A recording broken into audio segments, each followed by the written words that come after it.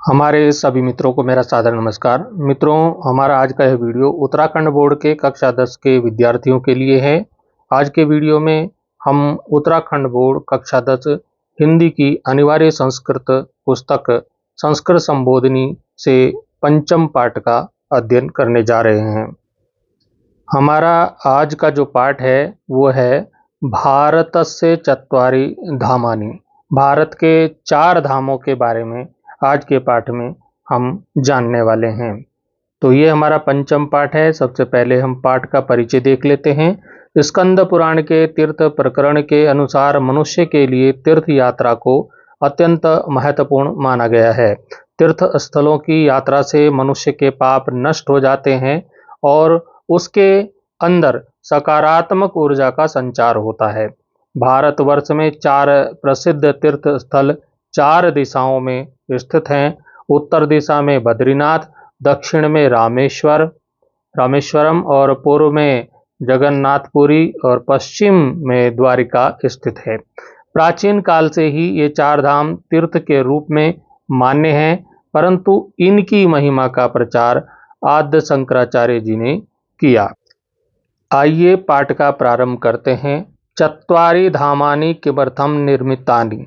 चत्वारि होता है 4, धामानि होता है धाम या पवित्र स्थान, किमर्थम होता है किस कारण, क्यों, निर्मितानि होता है बनाए गए हैं, निर्मित किए गए हैं।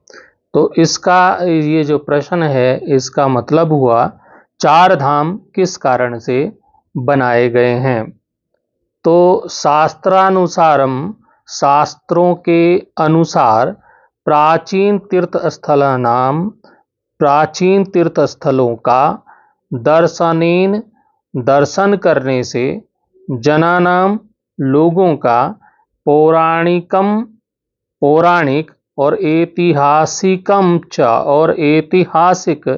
ज्ञानम वर्धते, ज्ञान बढ़ता है। शास्त्रों के अनुसार प्राचीन तीर्थस्थलों के दर्शन से लोगों का पौराणिक और ऐतिहासिक ज्ञान बढ़ता है। मंदिरस्य पुरोहिता, मंदिरस्य होता है मंदिर के, पुरोहिता होता है पुजारी, यजमानानाम होता है श्रद्धालु यजमान, भक्तानाम भगवान के भक्तों का, सर्वविधम सभी प्रकार से, योगक्षेम मतलब आवश्यकताओं की पूर्ति या कल्याण, कल्पन्ते कल्पना करना या सुनिश्चित करना या उपलब्ध करना इसका मतलब होगा। तो इस लाइन का मतलब है कि मंदिर के पुजारी भक्तों एवं श्रद्धालुओं का सभी प्रकार से योगक्षेम सुनिश्चित करते हैं। अपिचा मतलब और भी, विभिन्न सांस्कृतिक परंपराओं का ज्ञान जने से प्राप्यते, लोगों के साथ प्राप्त होता है। और भी विभिन्न सांस्कृतिक परंपराओं का ज्ञान लोगों को प्राप्त होता है। ईश्वर संबंधानाम, भगवान से संबंधित, विश्वासों का, भक्ति विषयचा और भक्ति के विषय में, सूचना उपलभ्यन्ते, सूचना मतलब जानकारी प्राप्त होती है। अर्थात भगवान से संबंधित विश्वासों और भक्ति के विषय में जानकारी प्राप्त होती है। सबसे पहले हमें यहाँ पर दर्शन हो रहे हैं श्री बद्रीनाथ धाम जी के, तो इसके बारे में जानते हैं। देवभूमि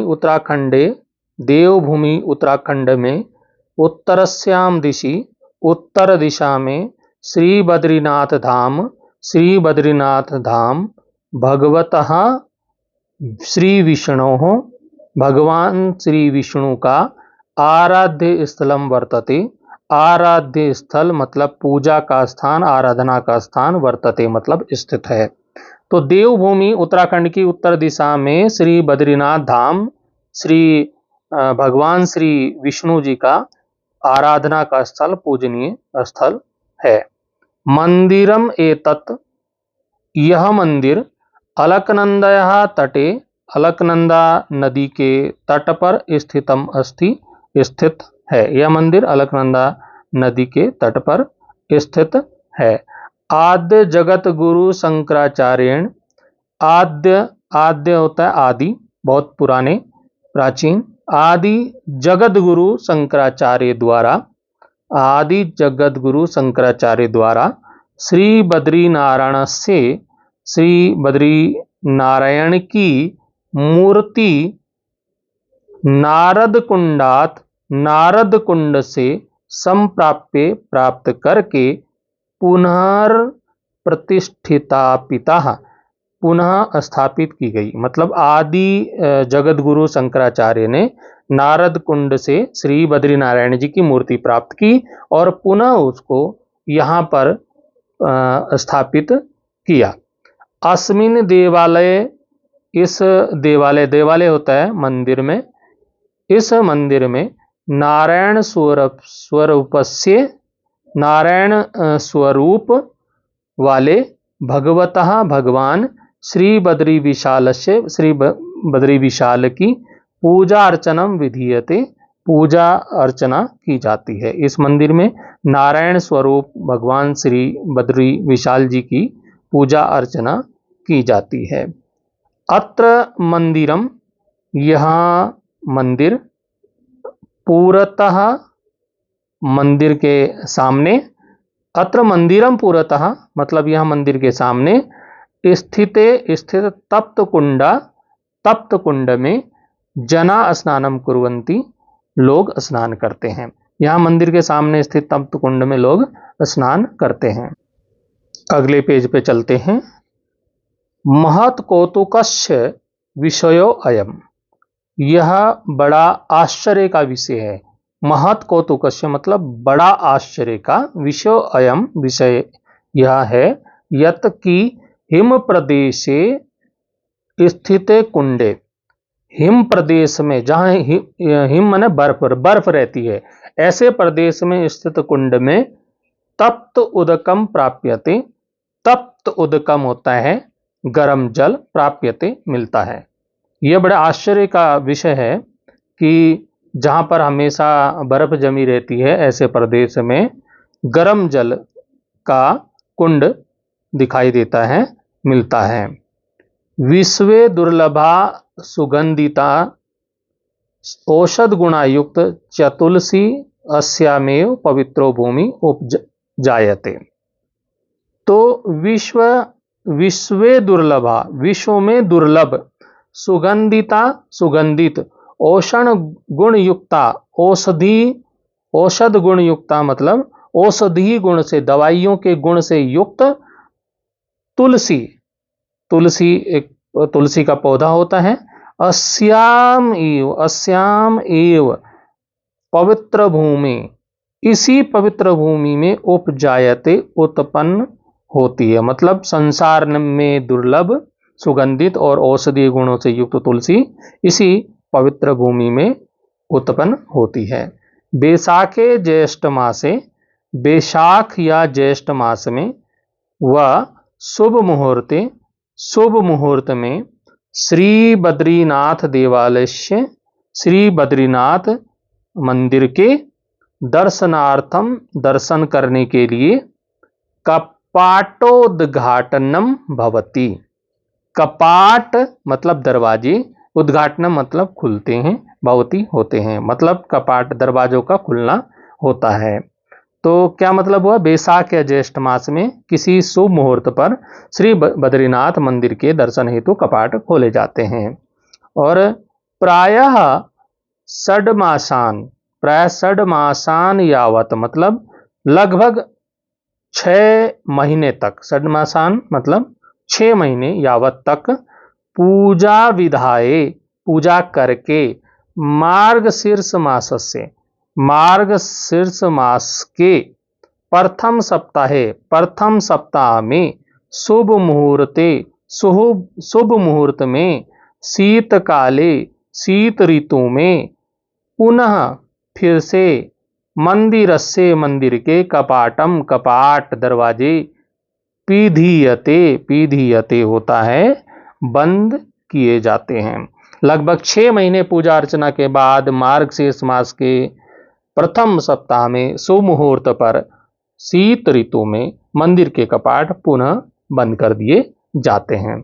षड्मासा अनंतरम, षड्मास मतलब 6 मास, 6 महीने के बाद, यदा पुनः, जब, पुनः, पुनः होता है फिर से, मंदिरस्य मंदिर के कपाटो उद्घाटनम भवति कपाट खोले जाते हैं।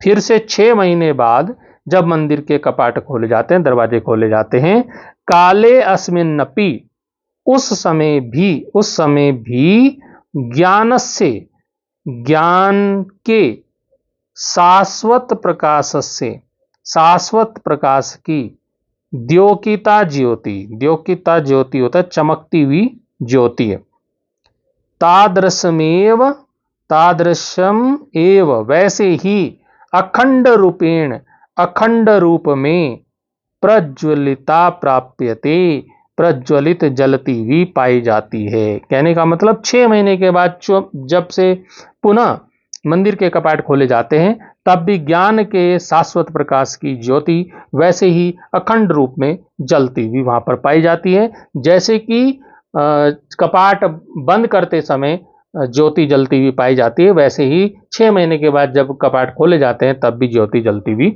वहां पर प्राप्त होती है। अब हमारे सामने है जगन्नाथपुरी धाम। जगन्नाथपुरी धाम के बारे में जानते हैं। उड़ीसा प्रदेशस्थम, उड़ीसा प्रदेश में स्थित जगन्नाथपुरी मंदिरम, जगन्नाथपुरी मंदिर भगवते श्री कृष्णाय समर्पितम, भगवान श्री कृष्ण को समर्पित है। उड़ीसा प्रदेश में स्थित जगन्नाथपुरी मंदिर भगवान श्री कृष्ण को समर्पित है। मंदिरे अस्मिन, इस मंदिर में भगवान जगन्नाथ, भगवान जगन्नाथ, तस्य अग्रज, उनके अग्रज, बलभद्र, बलभद्र, भगिनी बहन सुभद्रा च इति त्रय मुख्य देवता विराजमाना वर्तन्ते। ये 3 मुख्य देवता विराजमान हैं। तो इस मंदिर में भगवान जगन्नाथ, उनके अग्रज बलभद्र और बहन सुभद्रा, ये 3 मुख्य देवता विराजमान हैं। तीर्थो अयम, इस, यह जो तीर्थ है, पुराणेषु उक्तेषु, पुराणों में वर्णित है, सप्ति तीर्थेषु, सप्त तीर्थेषु, 7 प्रमुख तीर्थों में से अन्यतम वर्तते, एक माना जाता है। यह तीर्थ पुराणों में वर्णित 7 प्रमुख तीर्थों में से एक माना जाता है। प्रतिवर्षम अत्र, प्रतिवर्ष यहाँ पर रथ यात्राया आयोजनम भवति, रथ यात्रा का आयोजन होता है। प्रतिवर्ष यहाँ पर रथ यात्रा का आयोजन होता है। रथ यात्राम अस्याम, इस रथ यात्रा को, इस रथ यात्रा को विश्वस्य सर्वस्य, विश्व के सभी देशेभ्य भक्ता, देश के भक्त, तेषाम दर्शनार्थम आगच्छन्ति, इसके दर्शन के लिए आते हैं। इस रथ यात्रा में संसार के विभिन्न देशों से भक्त उनके दर्शन के लिए आते हैं। प्राधान्येन भगवते जगन्नाथाय प्रसादे तंडुलः अर्पयन्ते, मुख्य रूप से, प्राधान्येन होता है मुख्य रूप से, भगवान जगन्नाथ को, भगवते जगन्नाथ, भगवान जगन्नाथ को प्रसादे, प्रसाद में, तंडुला, तंडुला होता है चावल, अर्पयन्ते मतलब अर्पित किए जाते हैं। मुख्य रूप से भगवान जगन्नाथ को प्रसाद में चावल अर्पित किए जाते हैं। अब हमारे सामने है द्वारका धाम। तो द्वारका धाम के बारे में जानते हैं। गुर्जर प्रांत से द्वारका देवभूमि द्वारका मंडले स्थितम प्राचीन नगरम अस्ति। गुर्जर प्रांत, गुर्जर प्रांत होता है गुजरात प्रदेश, गुजरात प्रदेश की द्वारका देवभूमि द्वारका मंडल में स्थित एक प्राचीन नगर है। तो गुजरात प्रदेश की द्वारका देवभूमि द्वारका मंडल में स्थित एक प्राचीन नगर है। द्वारका ओखा मंडल द्वीप समूह से द्वारका ओखा मंडल के द्वीप समूह के पश्चिम तट पर गोमती नदी अरब सागर से और अरब सागर के च तटे स्थिता अस्ति। कहने का मतलब है गोमती नदी और अरब सागर के तट पर जो है द्वारकापुरी स्थित है। समुद्र तटे स्थिता द्वारकापुरी, समुद्र तट पर स्थित द्वारकापुरी चतुर्षु धामासु अन्यतमा मन्यते।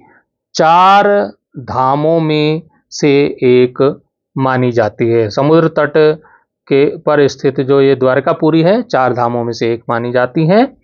तो इयम पुरी श्री द्वारकाधीशाय समर्पित अस्ति। यह पुरी श्री द्वारकाधीश भगवान श्री द्वारकाधीश जी को समर्पित है।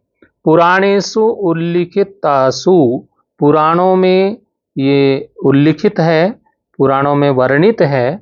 सप्तपुरीषु, सप्तपुरियों के बारे में पुराणों में वर्णित है। ऐसा पुरी मोक्षदात्री अस्ति। यह जो पुरी है द्वारकापुरी, यह मोक्ष प्रदान करने वाली मानी जाती है। पुराणों में वर्णित 7 पवित्र पुरियों में, 7 पवित्र नगरियों में से यह जो नगरी है ये मोक्ष प्रदान करने वाली है। श्री कृष्णेन निर्मापिता, श्री कृष्ण के द्वारा बसाई गई। इयम पुरी इति श्रूयते, ऐसा कहा जाता है, ऐसा सुना जाता है कि यह पुरी श्री कृष्ण द्वारा बसाई गई थी। पुराणेषु उक्तम यत, पुराणों में कहा गया है कि द्वारकापुरी जले निमग्ना जाता है, द्वारकापुरी जल में निमग्न हो गई थी, डूब गई थी। परम च श्री कृष्ण से, परंतु यह भूमि श्री कृष्ण की भूमि अद्यापि पूज्या इति मन्यते। श्री कृष्ण की भूमि के श्री कृष्ण जी की भूमि होने के कारण अद्यापि मतलब आज भी पूजनीय मानी जाती है। पूज्या इति मन्यते, पूजनीय मानी जाती है।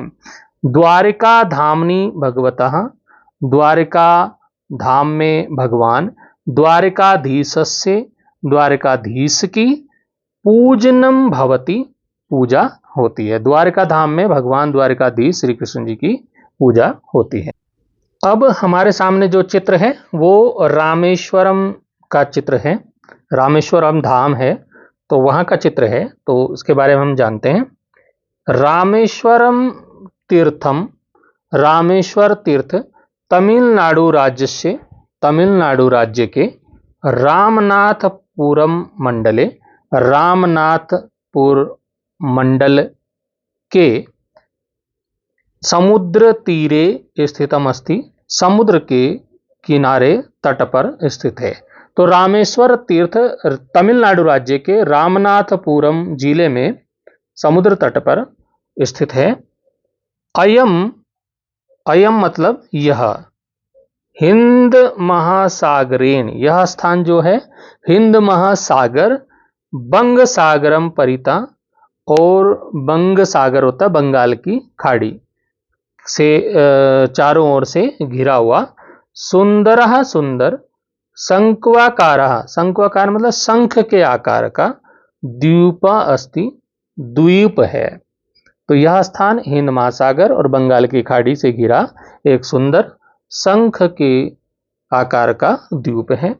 रामेश्वर मंदिरम, रामेश्वर मंदिर, रामनाथ स्वामी मंदिरम, रामनाथ स्वामी मंदिर के इति अपि प्रसिद्धम अस्ति, नाम से भी प्रसिद्ध है। रामनाथ स्वामी मंदिर के नाम से भी प्रसिद्ध है।